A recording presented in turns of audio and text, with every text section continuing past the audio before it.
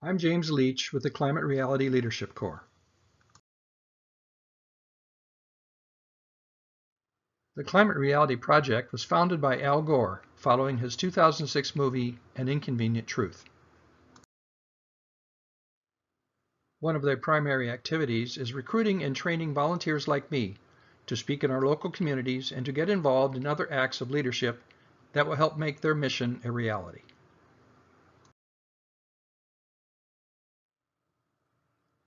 My book, The Sustainable Way, was published in 2016. The subtitle, Straight Talk About Global Warming, What Causes It, Who Denies It, and the Common Sense Transition to Renewable Energy, explains what it's all about. It's a plain-spoken 50-page booklet, a comprehensive source of information covering the science, economics, politics, and technology relating to global warming and renewable energy, and it's easy to find.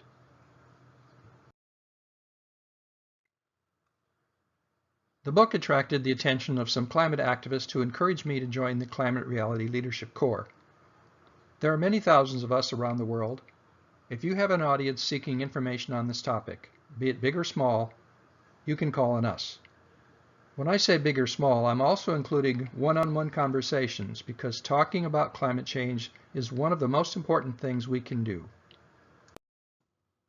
There's a lot of marketing buzz about battery electric vehicles these days. All the major automakers are introducing them or touting future plans to do so. The frenzy is about Tesla. They have demonstrated that if you build a battery electric vehicle that is comfortable and stylish, with great performance, and convenient to charge with good range, people will line up to buy them. The only thing that has changed since this 2020 headline is that Tesla has been valued as high as the top 12 legacy automakers combined. Their sales and market valuation have been stunning, and it has caught all the legacy automakers off guard. This didn't happen out of thin air. Tesla gets credit for being innovative, but it also took advantage of some important government programs that provided critical seed money and ongoing funding. In January 2010, the Department of Energy issued a $465 million loan to Tesla Motors to produce specially designed all-electric plug-in vehicles and to develop a manufacturing facility in Fremont, California. The only reason major auto manufacturers have produced any battery electric vehicles is because of the California Air Resources Board's regulations that are also adopted by about a dozen other states that require a percentage of their sales be zero-emission vehicles. The manufacturers can choose to produce and sell the required percentage of zero-emission vehicles or pay a zero-emission vehicle fee amounting to $5,000 per vehicle for the shortfall, or to purchase zero-emission vehicle credits from other manufacturers who have exceeded their required production of zero-emission vehicles. Tesla has received billions in payments from other vehicle manufacturers who have failed to make enough zero-emission vehicles. This isn't the first time legacy vehicle manufacturers have had to transition to remain relevant. When this newspaper ad ran 120 years ago, Studebaker had been in the business of building horse-drawn wagons and carriages for over 50 years. Electric automobiles were very popular in the early 1900s. Like today, they are quiet, powerful, easy to operate, required no warm-up, and had no emissions such as smoke or manure. Their use was limited by the lack of electrification, especially in rural America outside of major cities. Gasoline-powered vehicles became more popular as inexpensive gasoline became widely available, and the invention of the electric starter motor also hastened the demise of the electric car. Studebaker built their last horse-drawn wagon in 1920. In 2022, Motor Trend selected Lucid's Air as the car of the year and Rivian as their truck of the year choice. Both are battery electric vehicles. Delivery fleets are starting to electrify, including Amazon, FedEx, UPS, and even the United States Postal Service will have some electric vehicles. We have battery-powered tractors from Freightliner and Volvo, and hydrogen fuel cell powered rigs from Toyota. And from the elephant in this space, Tesla's Class 8 tractor with a fully loaded 500-mile range is already being delivered for use here in California. Exciting new offerings have been launched by BMW, Kia, Mercedes-Benz, Ford, Volkswagen, and even Harley-Davidson. It's all very exciting. But don't get too excited, because we have a long way to go, more than 99% of the way. Transportation greenhouse gas emissions have been increasing, and there are formidable barriers that include the petroleum industry and many in the auto industry. And the public is not yet ready. Petroleum interests are doing all they can to stop the transition. They don't want to lose their stranglehold on the global economy and the enormous wealth it provides for them. The legacy auto manufacturers have until recently been opponents as well. They have an existing internal combustion vehicle business to protect and have viewed battery electric vehicles as a threat. Many were also biased by their internal combustion vehicle engineering-oriented leaders. Even today, some legacy manufacturers are still not enthusiastic battery electric vehicle proponents, primarily because they don't yet have the vehicles available to sell. They continue to hedge their bets by promoting their existing internal combustion vehicles while buying time until they have the battery electric vehicles to replace them. Some of them, such as Toyota, have also been slowed believing their existing hybrid technology would carry them through until much lower cost batteries or hydrogen fuel cell vehicles were viable. Here is a recent ad Toyota has been running on Facebook. The marketing pitch works on our fear. No charging means one less thing to worry about. And on misrepresenting some facts, ease of use meets efficiency. As we will see during this presentation, by comparison over 150,000 miles of driving, a battery electric vehicle will not be as worrisome to operate. And the RAV4 hybrid will release as much as 90,000 pounds more CO2 into the atmosphere, use 4 times as much energy, so much for the efficiency claim, cost at least $12,000 more to operate, require far more personal time for refueling and servicing, release all the same hazardous pollution as any other fossil-fueled vehicle, and likely end up with a lower resale value. New car dealers feel threatened by battery electric vehicles on 3 fronts. Those who have no battery electric vehicles yet available to sell fear a collapse in sales as the public transitions to battery electric transportation. They have the problem of selling what they have. Don't go to one of these dealers for advice on buying a battery electric vehicle versus an internal combustion vehicle. The second front is the fear that in the battery electric vehicle future, dealers will not be needed. This is an understandable fear given that Tesla sells their vehicles directly. And the third front is the required upgrade of dealer facilities, equipment, and staff. Battery electric vehicles have very few moving parts compared to internal combustion vehicles. Understandably, the automotive aftermarket, including new car dealers, feel threatened by massive downsizing of needed repair and maintenance as we transition to battery electric vehicles.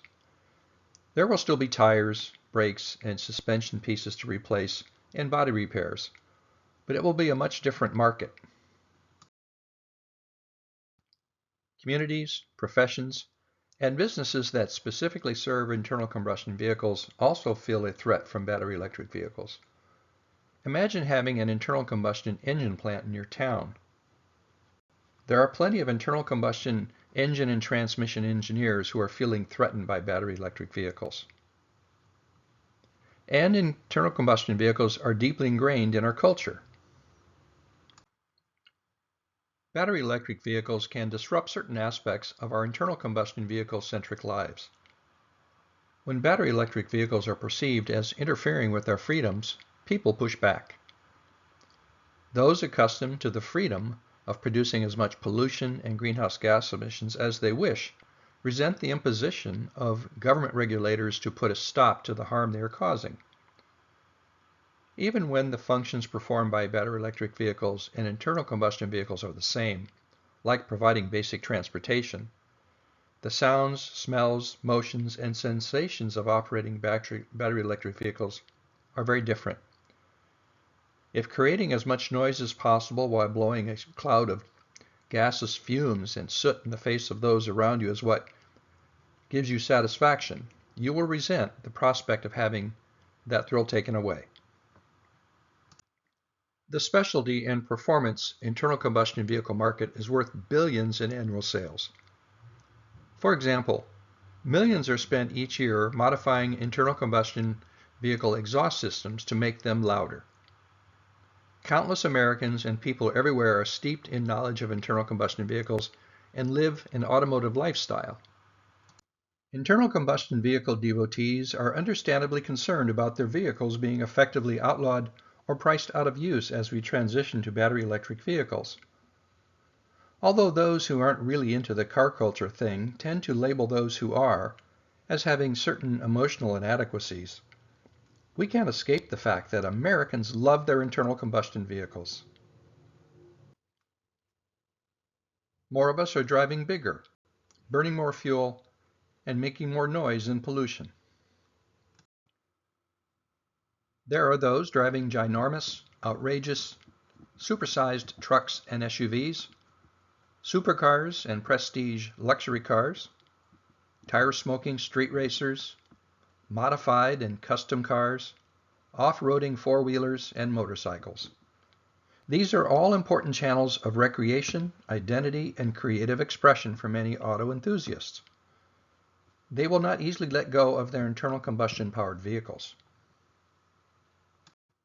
Internal combustion vehicle racing has a following in the tens of millions, and even more who participate in recreation and lifestyles that involve internal combustion engine-powered vehicles that may be less convenient or more expensive to continue with battery electric vehicles. The transition to battery electric vehicles will not succeed if we fail to deliver battery electric vehicles that are at least as affordable, functional, and satisfying to drive as internal combustion vehicles. The reassuring news is that based on what we now have available and on the horizon, battery electric vehicles are delivering on all counts. Petroleum industry political influence is what is holding back the transition to battery electric vehicles. Those representing petroleum interests are doing their best to remove incentives for battery electric vehicles, to oppose efforts to build battery electric vehicle charging infrastructure, to continue subsidies to keep the price of fuel artificially low, and using their media, PR, and lobbying power to spread disinformation about battery electric vehicles. But the market and political winds are shifting toward electrification of everything powered by renewable energy. Climate change is real and serious. And consumers like battery electric vehicles. There are now more models offered, and government actions to limit the sale and use of internal combustion vehicles are sending strong market signals. Why should we switch to battery electric vehicles? The climate crisis will not be avoided unless we stop using nearly all fossil fuels very soon. Internal combustion vehicles are a major source of greenhouse gas emissions. About 40% of California's greenhouse gas emissions are from transportation. And if the emissions from extraction, transport, and refining of the petroleum used to produce our fuels are included, the percentage is near 50%. Every gallon of gasoline burned releases 25 pounds of CO2. Air, water, land, and noise pollution harm all aspects of our natural world. And the loss of life and suffering, lost productivity, intergenerational instability, and damage to our natural world are beyond measure. As we have recently seen, our dependence on internal combustion vehicles has interfered with our personal security and geopolitical independence. During the past year, the current average battery electric vehicle price has been between $12,000 and $18,000 higher than the average internal combustion vehicle price. This is not an apples-to-apples comparison in terms of vehicle class, size, function, and scale of production. Battery electric vehicle demand is exceeding the supply, pushing the price well beyond the difference between the cost of manufacturing battery electric vehicles and internal combustion vehicles. With increased scale, the cost of building battery electric vehicles will soon drop below that of internal combustion vehicles. That doesn't mean the asking price will drop accordingly, because demand may still drive battery electric vehicle prices higher. Battery electric vehicles are already more affordable than internal combustion vehicles when total costs of operation are included. There are many government incentives that significantly lower the initial price.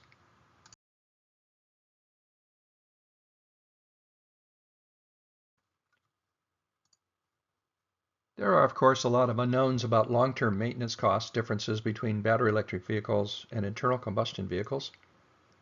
There has been a federal government fleet study that found battery electric vehicle maintenance to cost about 40% less than the 10 cents per mile of internal combustion vehicles.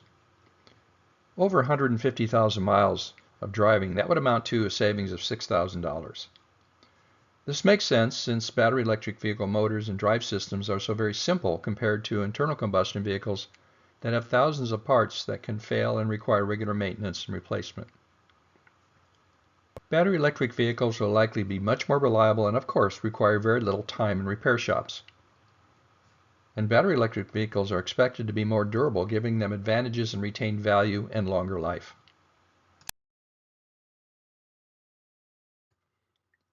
Here is a look at energy costs based on recent gas and electricity prices. Using U.S. gasoline priced at $3.30 a gallon with an average of 25 miles per gallon, and electricity at about 16 cents per kilowatt hour with battery electric vehicle efficiency of 3.75 miles per kilowatt hour, the average internal combustion vehicle will cost 13.2 cents per mile, and at 150,000 miles will have cost $19,800. The average battery electric vehicle will cost $13,350 less than the internal combustion vehicle. Here in California, we pay more for fuel and electricity, with gasoline priced at about $4.45 and grid electricity at just over 25 cents per kilowatt hour. The average internal combustion vehicle will cost $26,700, and the average battery electric vehicle will cost $16,500 less than the internal combustion vehicle. For someone with home solar, the savings can be even more. The other thing to consider is that during the past year, gasoline prices averaged about $1 more than the current price. As the price of gasoline swings higher, battery electric vehicles enjoy an even greater energy cost advantage. There are many other reasons to drive battery electric vehicles. Who likes visiting gas stations and repair shops? There are no smells, drips, or noise. Idling is no problem. And there's no warm-up. Smooth power and a low center of gravity makes them fun to drive. Having stable energy cost is also a great incentive. And you can do your part to reduce your greenhouse gas emissions by more than 75% using utility-supplied charging and by 100% when using renewable electricity. How about trucking? Let's look at Class 8 trucks. These are the big rigs we see out on the highway. A well-maintained Class 8 diesel-powered tractor will last up to 750,000 miles before needing a major overhaul. They use a lot of energy as they go through about 1 gallon of diesel fuel every 6 miles, and at $6 per gallon that energy costs about $1 per mile. These rigs also produce a lot of CO2 and other harmful emissions. Maintenance also adds up to a considerable sum. The Tesla Class 8 tractor and battery pack has an expected life of over 1 million miles. It uses 1.8 kilowatt hours of energy every mile, about 30% of the energy used in a diesel rig. The Tesla tractor will save a lot of energy cost, up to $64,000 over 100,000 miles of use. And there aren't any direct emissions from electric vehicles. They cost a good deal less to maintain as well.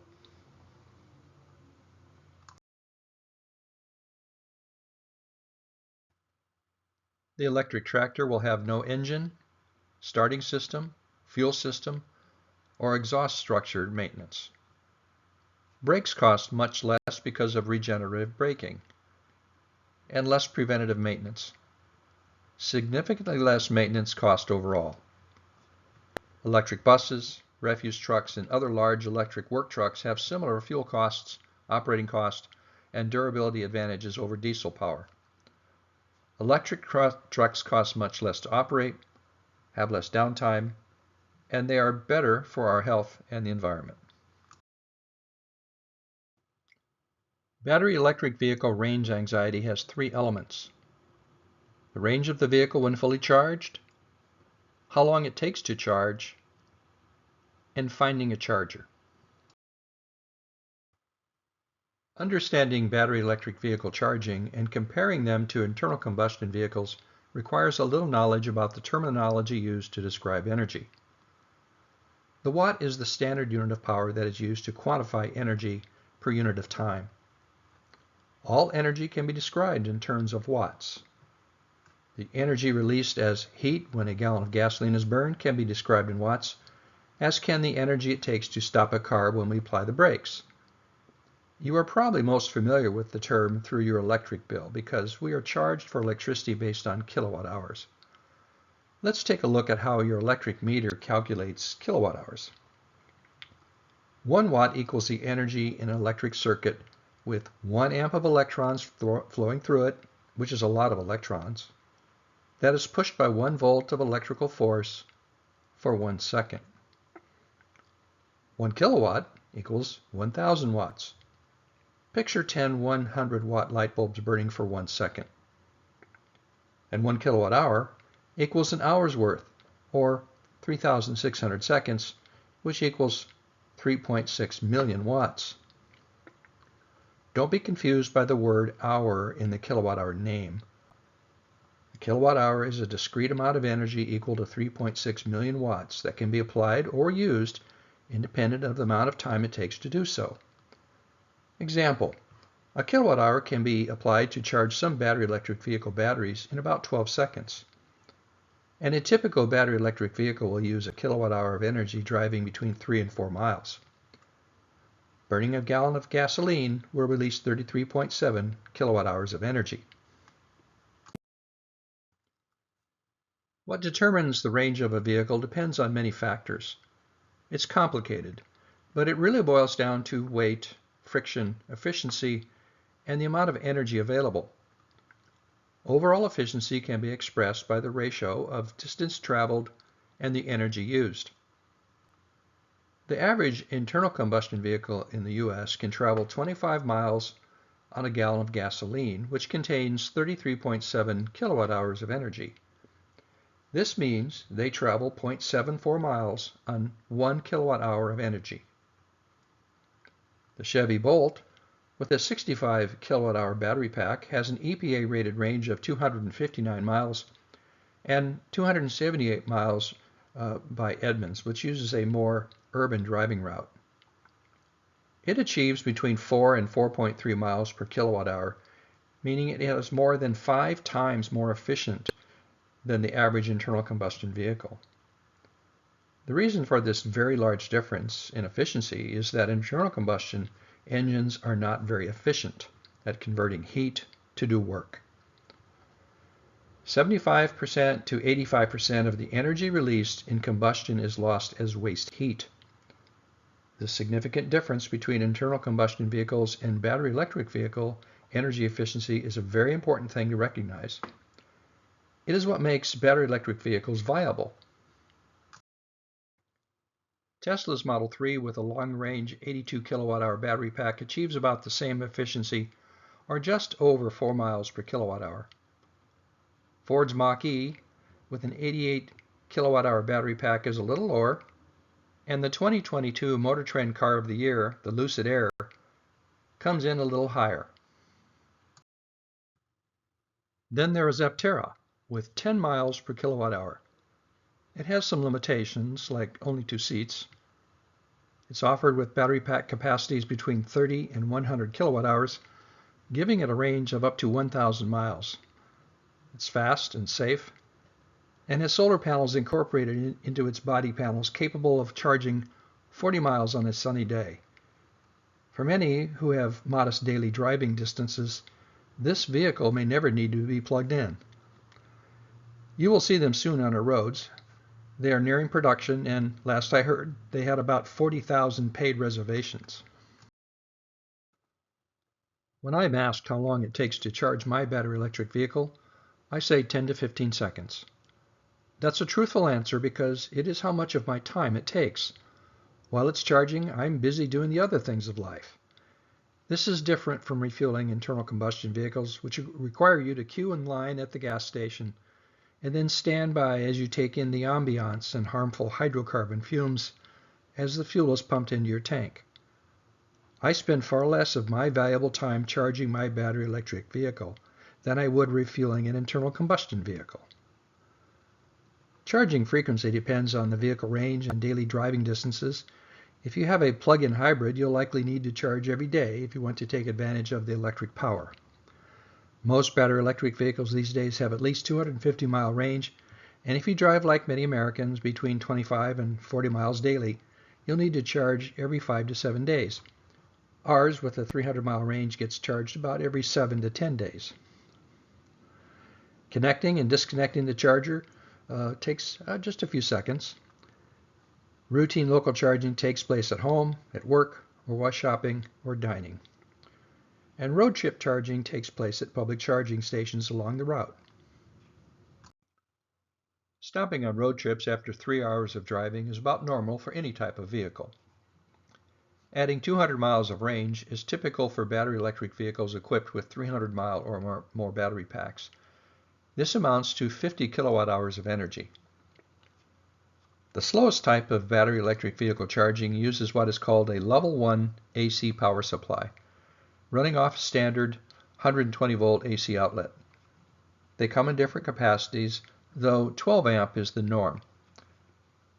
The AC power is processed through an onboard rectifier in the vehicle to produce 1.4 kilowatt DC directly to the battery. This type of charging will take between 35 and 40 hours to supply 50 kilowatt hours. Obviously, this is not a good approach for a road trip, but is good for most daily commute use. The 35 to 40 range is due to differences in power supplies, vehicles, battery conditions, and temperature. Level 2 charging works just like Level 1, but uses 240 volts and typically 40 amps to deliver substantially more energy per hour. It will supply the 50 kilowatt hours in 5.5 to 6 hours. This is also too slow for a road trip, but works just fine when parked for longer periods. I have one rated at 25 amps in my garage that is using an old electric dryer outlet on a 30 amp circuit, giving me a maximum of 6 kilowatts. It's more than adequate for overnight charging. Most drivers don't let the battery get very low, say under 40 miles, and fast charging works best up to 80% of battery capacity, when the rate of charge the battery pack can accept slows considerably. This slowing is analogous to taking more time to find an empty seat in a crowded theater. When the battery is over 80%, the electrons moving from one side of the battery to the other take more time to find a place to attach, so the charging process slows. Level 3 fast chargers don't use the onboard rectifier, but instead provide direct current directly to the battery. Both the vehicle and the fast charge units have a maximum charge rate. A higher rated charger will automatically adjust to the vehicle maximum rate and vice versa. For this example, I'm using fast chargers rated as low as 50 kilowatt, the limit for the Chevy Bolt, and up to 300 kilowatt. A 50 kilowatt fast charge will take between 60 and 85 minutes to supply 50 kilowatt hours. This isn't terrible, especially if you stop for a meal break, but it's still a little long compared to internal combustion vehicle refueling. At 150 kilowatt charging, like that available on the Ford Mach-E and F-150 Lightning pickup truck, it will take 20 to 30 minutes to supply 50 kilowatt hours. And charging at 300 kilowatt will accomplish this in under 15 minutes. Here is an example of AC power supplies provided by most battery electric vehicle manufacturers for use in your home or when traveling. You can see it comes with two wall plug adapters, one for the 120 outlet and the other for the 240 outlet. Here is the vehicle connector for the non-Tesla Level 1 and Level 2 AC connection, and the Level 3 DC fast charger connector. Notice that the upper part is identical to the AC connector. The lower portion of the connector is for DC. Tesla uses an entirely different single plug that supports both their AC and DC charging. There are adapters to allow Tesla charging from a non-Tesla power supply. This is the DC fast charger adapter. And this is the adapter to allow a non-Tesla vehicle to use a Tesla supercharger. Here is a common Type 2 public AC power supply. They all have apps for finding their chargers and status, as well as for paying using the app or a card. Notice there are two connectors on this unit. When both are connected to vehicles, the charging rate is cut in half. Here we see an Electrify America charger. Some vehicles integrate better than others into the Electrify America system. When I charge our Ford, it automatically recognizes my vehicle and begins charging just by plugging it in. I expect to see this level of integration across all charging networks soon. Finding chargers and planning trips is easy. This Charge Hub phone app shows all available chargers in the area you are searching. You can filter it to limit what is displayed. This is the Electrify America app showing their chargers. Clicking on one will open the current status. This is the station near my home in Pacific Grove. Ford also has chargers integrated into their navigation system. It can be operated from a phone app or from inside the vehicle. I told it that I wanted to drive to Sacramento. Based on my current battery status, which it already automatically knew, of 68%, it suggested stopping at the Electrify America station in Livermore.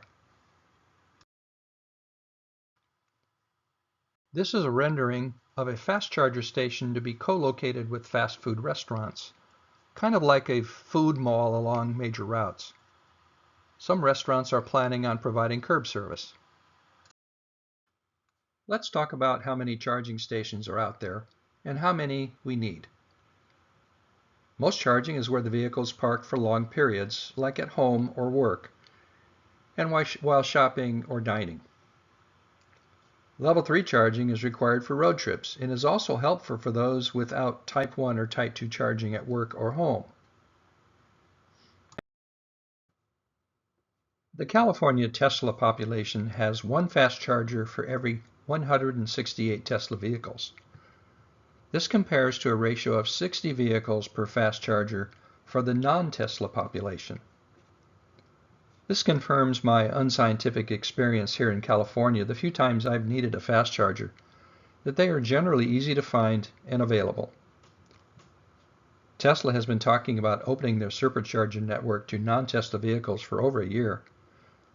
No word is yet just when that will happen. Using Tesla's California ratio of vehicles to fast chargers, the U.S. will need nearly 2 million chargers to completely electrify light vehicle transportation. The 2021 infrastructure bill includes funding for a lot of charging stations. There are some major players in this business besides Tesla who are frantically expanding their charging networks. And there is even a network being developed supported by utility companies. Not everyone lives or works where there are chargers, but fast chargers can bridge the gap. Lower battery electric vehicle prices, significant subsidies, an emerging used battery electric vehicle market, and battery electric vehicle leasing programs are lowering the upfront costs. When you add in the lower maintenance and energy cost, battery electric vehicles are already more affordable than internal combustion vehicles. And of course, reducing pollution is good for us all. There are also a variety of new products to help support battery electric vehicle charging. This is a portable battery that can be charged independently from the vehicle and then rolled out to the vehicle to charge the vehicle. Here we see a Ford F-150 Lightning charging a Ford Mustang Mach-E. There are also some electric service vehicles equipped with fast chargers. Volkswagen has been working on a variety of charging devices like the mobile charging robot here in the center.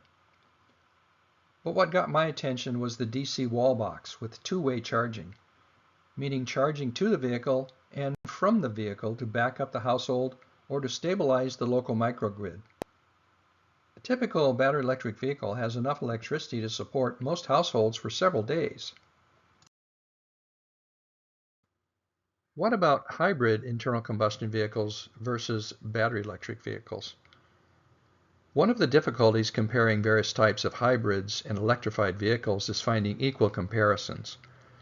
There is one family of vehicles made by Kia that helps with this. Starting in 2019, the Kia Niro was available in 3 configurations in California: hybrid, plug-in hybrid, and full battery electric, all of equal size.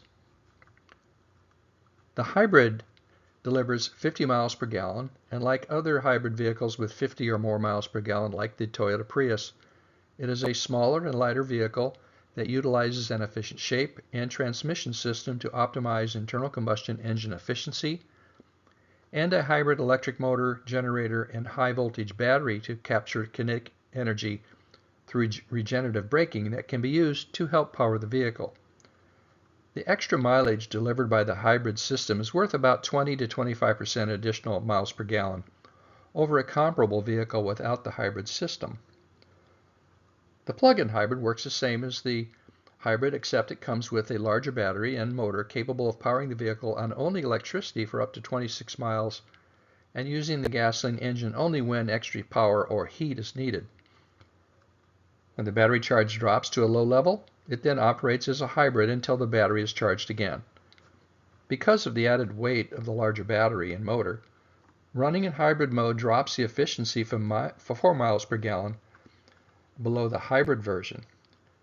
Running only on electricity, it requires 0.32 kilowatt hours per mile, which calculates to 105 miles per gallon equivalent, based on a gallon of gasoline containing 33.7 kilowatt hours of energy. This is a method the EPA uses to rate the mileage of battery-powered vehicles. The battery electric version is rated at 112 miles per gallon equivalent. Notice that at 3.32 miles per kilowatt hour, it is not as efficient as the other purpose-built battery electric vehicles described earlier, like the Chevy Bolt or Tesla Model 3, that can go over 4 miles per kilowatt hour. Let's compare these vehicles using California's recent energy cost and grid electricity CO2 emissions over 150,000 miles. Compared to the average 25 mile per gallon internal combustion vehicle, we see that the 50 mile per gallon hybrid uses 1/2 as much fuel and releases 1/2 as much CO2. This makes sense because it uses half as much fuel.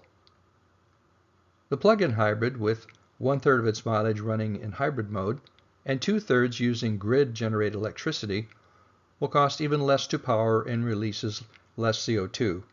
Of course, the mix of gas and electric driving for plug-in hybrids varies a lot, but this ratio is typical. And the battery electric vehicle using grid-supplied electricity comes in lower on energy cost and much lower on CO2 emissions. Be aware that the actual energy costs are likely to tilt more favorably over time toward electricity as the price of gasoline tends to be more volatile. The average during 2022 was nearly $1 per gallon higher. And the CO2 emissions can be even better for the plug-in hybrid and battery electric vehicle if the electricity is from renewable sources, such as from home solar, or by subscribing to a renewable energy supplier, as we can here in California. Here we see CO2 emissions reduced to zero for the plug-in hybrid when powered by renewable energy, and zero for the pure battery electric vehicle. There is one other important thing to consider. The average internal combustion vehicle produces plenty of smog-producing emissions. The Kia hybrid produces less than one-half as much, and the plug-in hybrid even less if it is driven mostly on electricity. There are no harmful emissions at all from battery electric vehicles. There are some other things to be aware of regarding hybrids. They cost more than basic internal combustion vehicles, and plug-in hybrids even more still. Hybrids are still internal combustion vehicles, and they require the same types of service. The one exception is brake service typically being less frequent because of regenerative braking. It depends on how you drive. The high-voltage hybrid system battery will likely require replacement during the useful life of the vehicle and will probably cost several $1,000s to replace. Not charging regularly, like every day, or driving very long distances without charging will negate the plug-in mileage advantage. And hybrids release all the same sorts of harmful pollution as other internal combustion vehicles, proportionally less, but still the same types of pollution. Hybrid trade-in and resale are hard to predict as we transition to full battery electric vehicles. There will be fewer stations and probably higher gasoline prices. Some legacy auto and truck manufacturers and natural gas industry supporters have been touting hydrogen power as the way to go. Because the only byproduct from a hydrogen fuel cell is water and heat, it sounds like a good solution. But there is a lot more to the story. Providing pure hydrogen requires that it be separated from molecules such as water or methane. Use of steam methane reforming as a source of hydrogen, which is called blue hydrogen, has the undesirable effect of producing carbon dioxide. Separating hydrogen from water using electrolysis, which is called green hydrogen, releases only oxygen and waste heat. Using hydrogen as a portable fuel requires that it be stored under pressure on the vehicle. And hydrogen's small molecules are difficult to contain and require specialized and expensive plumbing. Leaks from widespread use of hydrogen will also have a significant atmospheric warming impact. Separating hydrogen from water using electrolysis is about 69% efficient. It takes 48 kilowatt hours of electricity to yield 1 kilogram of hydrogen containing 33 kilowatt hours of energy. Compressing hydrogen requires about 1/3 of the energy it contains, so compressing that 1 kilogram of hydrogen will use 11 kilowatt hours of electricity. Hydrogen fuel cells, when they produce electricity, range in efficiency from 40 to 60%. The 1 kilogram of hydrogen, which contains 33 kilowatt hours of energy, processed through a fuel cell, will yield between 13.2 kilowatt hours and 19.8 kilowatt hours of electricity. So this leaves the overall energy efficiency between 22% and 34%. It takes 59 kilowatt hours of electricity to yield between 13.2 kilowatt hours and 19.8 kilowatt hours of electricity. And this does not include the energy used for distribution, storage, or to source the water or methane used to produce the hydrogen. Hydrogen fuel cell powered electric drive systems require more than 3 times the electricity compared to chemical battery electric drive systems. Hydrogen is expensive to isolate, store, distribute, and dispense safely. Hydrogen fuel cell powered vehicles have the advantage of being refueled quickly, although chemical battery fast charging has nearly equalized this. Battery electric vehicles weigh more than equal function hydrogen fuel cell vehicles because of the weight of the battery. As the vehicle load increases, the energy efficiency advantage of battery electric vehicles starts to be lost to the additional weight of the chemical batteries required to carry the load with sufficient range. This means there is a crossover point in terms of gross vehicle weight and range where hydrogen fuel cell powered vehicles have an energy efficiency advantage over battery electric vehicles. Hydrogen-powered long-haul Class 8 tractor-trailers are being introduced into our transportation system. Using hydrogen to power internal combustion engines is energy-intensive and expensive, although hydrogen may be used for thrust aviation engines. Hydrogen fuel cells may be used to supply electricity to power boats, propeller aircraft, or to power electric plasma thrust engines for aircraft. And as renewable energy becomes abundant and the price falls, the energy inefficiency of hydrogen becomes less of a disadvantage. Hydrogen-powered fuel cells may be used to supply baseload electricity. What can we expect in the coming years? Battery electric vehicles sales show no signs of slowing. Fast charger networks will continue their rapid rollout, and there will be many more announcements well ahead of availability by vehicle manufacturers to pump up their stock price and to freeze prospects. And of course, internal combustion vehicle manufacturers will simultaneously push their internal combustion vehicles to keep profits flowing. We can also expect fossil fuel interests and internal combustion vehicle biased media, manufacturers, and individuals to continue to spread fear, uncertainty, and doubt about battery electric vehicles. Let's spend a few minutes dispelling some of these lies. Do battery electric vehicles produce more greenhouse gases than internal combustion vehicles? No, they don't. Making vehicles and batteries will be reduced to near zero greenhouse gas emissions when both manufacturing, recycling, and materials extraction operations are powered using renewable energy. There is a path to zero greenhouse gas emissions with battery electric vehicles. There will never be for internal combustion vehicles. For now, the primary difference between battery electric vehicles and internal combustion vehicle greenhouse gas emissions from manufacturing is the battery.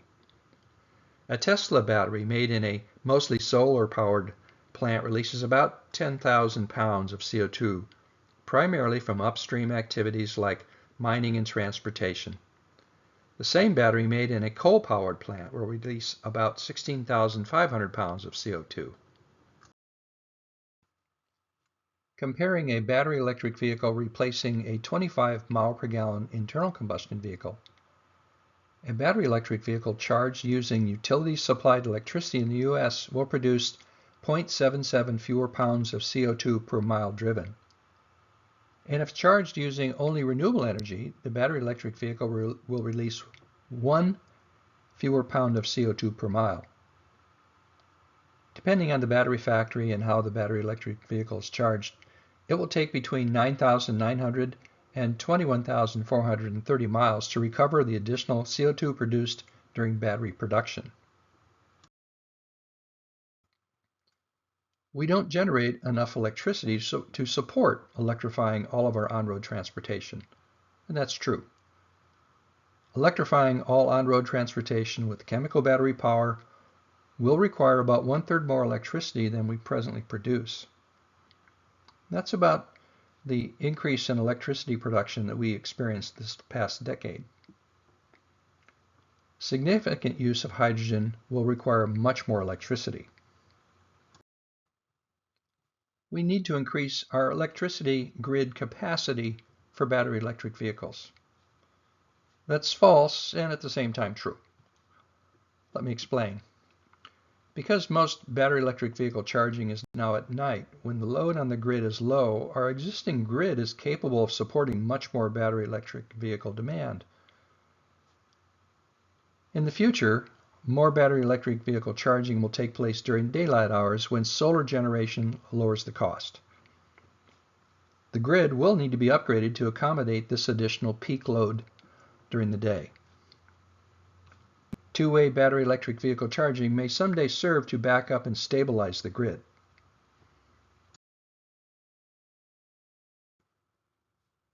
Battery material extraction, manufacturing, and disposal is more damaging to the environment than using petroleum fuels. Well, this is false. The context here is you have to consider the damage caused by our use of petroleum fuels. First, there are the oil fields. There's drilling, pumping, and fracking. Then there's the distribution system of ships, rail, pipelines, tank farms, trucking, and all those refueling stations. There are refining operations, and anyone who's ever been near a refinery realizes how damaging they are to the environment and the people who work near them or live near them. Then there's air and water pollution, not only from the production processes, but from our actual use of these products. And then, of course, it is the cause of global warming, our use of fossil fuels. Battery materials can and must be extracted using environmentally responsible methods. EV batteries are already being responsibly recycled. Renewable energy for battery electric vehicles requires far less land than petroleum for internal combustion vehicles. So the overall effect on the environment is much less with battery electric vehicles. Not enough raw materials to transition to battery electric vehicles.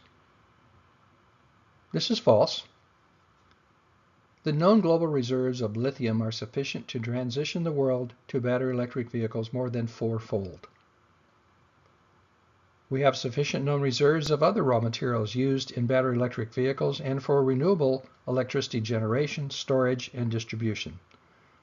Materials like cobalt, nickel, copper, etc. There are also plentiful alternatives to lithium for stationary electric battery storage. Retired vehicles, electric generation and distribution equipment, and batteries will continue to be recycled. Spreading fear about battery failure has been a common tactic of petroleum supporters. And some of the early battery electric vehicles, their batteries didn't last very long, so there is some bad press out there.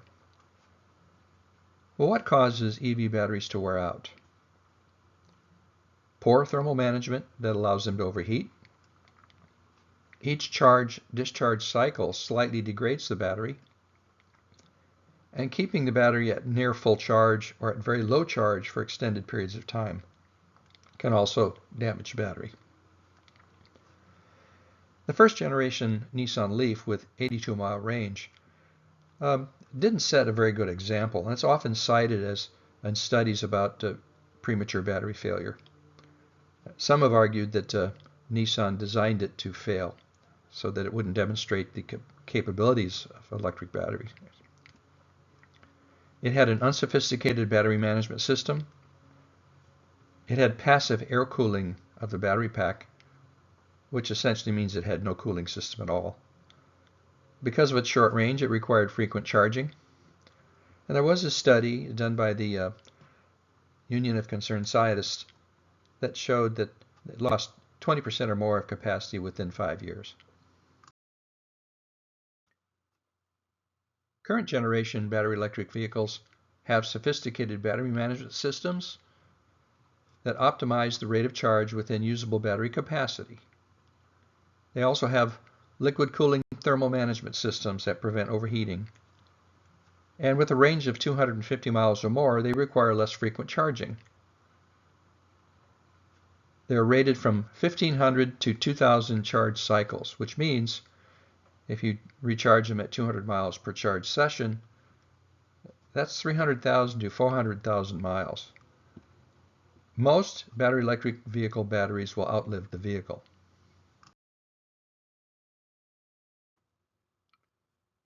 What does it cost to replace an EV battery? Well, first consider that hybrids have high voltage batteries in them. And we already have some experience with this from vehicles like the Toyota Prius, the Kia Niro, and Ford C-Max.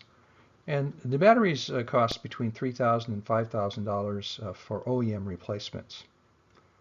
Plug-in hybrids, they too have high voltage batteries, larger ones in fact than hybrids.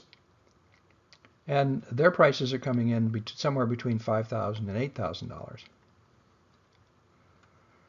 Battery electric vehicles, those prices range quite widely. I've seen numbers of $13,000 as low as that and $25,000 in the higher end. And this includes models like the Nero EV and Tesla's, Chevy Bolt, Mustang Mach-E, ID.4, Volkswagen. Now there is an aftermarket supply evolving for these batteries, and it appears to be coming in at somewhere between 50 and 75% of the OEM pricing. You can't charge a battery electric vehicle when there is a power outage. This is true. However, when there is no electricity, you can't pump gas or charge batteries. Electric grids of the future will utilize microgrids supported with local renewable energy generation and storage. This will make wide area electricity outages far less likely. And battery electric vehicles can play an important role storing electricity to supply peak load demand and to stabilize microgrids in the wider electric grid. Is there a breakthrough on the horizon that will make current lithium-ion batteries obsolete? Well, it's possible, but not likely. Solid-state batteries have been touted as safer, longer lasting, and faster charging. But are they for real? Well, yes, they are in the laboratory. But unfortunately, solid-state battery commercialization has proven to be a challenge, and no one has succeeded at that.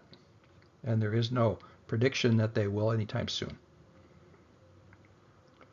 The other factor is that battery chemistries using heavier, more abundant, and more easily sourced materials are being developed and deployed for stationary electric storage, leaving more lithium for portable applications. Battery electric vehicles are more of a fire hazard than internal combustion vehicles. This is false, but when a battery electric vehicle fire does occur, it becomes breaking news because it stirs more excitement on the media. Internal combustion vehicle fires are much more likely than battery electric vehicle fires. And this is information from the insurance industry, which rates this based on miles driven. The heat energy in a battery containing 62.5 kilowatt hours, which is a range for 250 miles for typical battery electric vehicles, is 213,000 British thermal units. And the heat energy in 10 gallons of gasoline, which is the amount of gasoline you need to drive the average American vehicle 250 miles, is 1,200,000 British thermal units. So the internal combustion vehicle has much more potential for releasing heat, more than 5 times as much. Gasoline and oil fires can be extinguished by starving the fuel or the fire of heat or oxygen using water or chemical extinguisher. Chemical battery fires can be hard to extinguish because the reaction causing the rapid discharge of electricity must be stopped. You can't simply douse the fire by pouring water on it. Battery electric vehicles are unusable in cold weather. Well, this is false. Battery electric vehicle charging is slower in cold temperatures.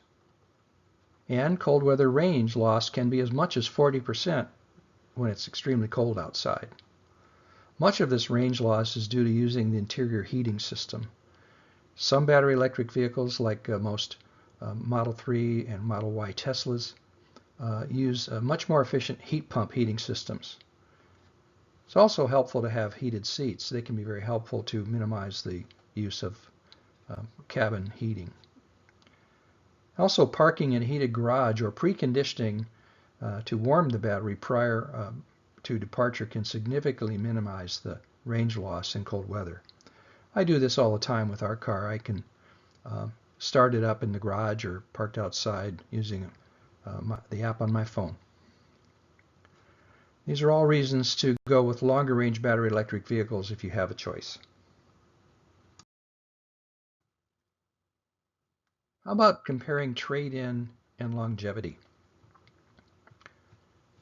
Battery electric vehicle batteries are expected to outlive the useful life of most battery electric vehicles. Their motors, drive systems, and controllers are also very durable and will likely exceed the operational life of the vehicle. Because of this, older battery electric vehicles will be more reliable than internal combustion vehicles of the same age and mileage. Older battery electric vehicles will cost much less to operate and maintain than internal combustion vehicles of the same age and mileage. And battery electric vehicles will retain more value when compared to internal combustion vehicles. As gasoline stations close, refueling internal combustion vehicles will become less convenient. You may have heard claims that the climate activists want to take your cars away. There is, of course, some truth to this. We do want to replace your fossil fuel burning autos with battery electric vehicles. There have already been some automobile bans around some crowded city centers, and the fossil fuel media has taken the spirit of these efforts to spread fear of a far more sinister plan. So, do we really need personal autos? Well, we should design future development to minimize commute distances. More pathways for walking, cycling, scooters, it would be helpful. And ride sharing, and vehicle rental options can alter our needs for personal autos, for hauling, group travel, and road trips. More mass transit options would be helpful, but many will still need and want a personal automobile. Yes, we will need them. Why should we electrify our transportation system? Well, firstly, to reduce and eliminate our internal combustion vehicles' CO2 emissions. Carbon dioxide is the primary cause of global warming. We can also reduce and eliminate the internal combustion vehicle pollution, air, water, land, and sound. We are all affected by this pollution in very profound ways. Battery electric vehicles are more convenient. They cost less to operate. And they're more fun to drive. Perhaps one of the biggest is that it stops the petroleum industry's stranglehold on the global economy. And the best reason of all, to create a better world. This 2009 cartoon resonates even more today because we actually have all the solutions ready to deploy to create a better world.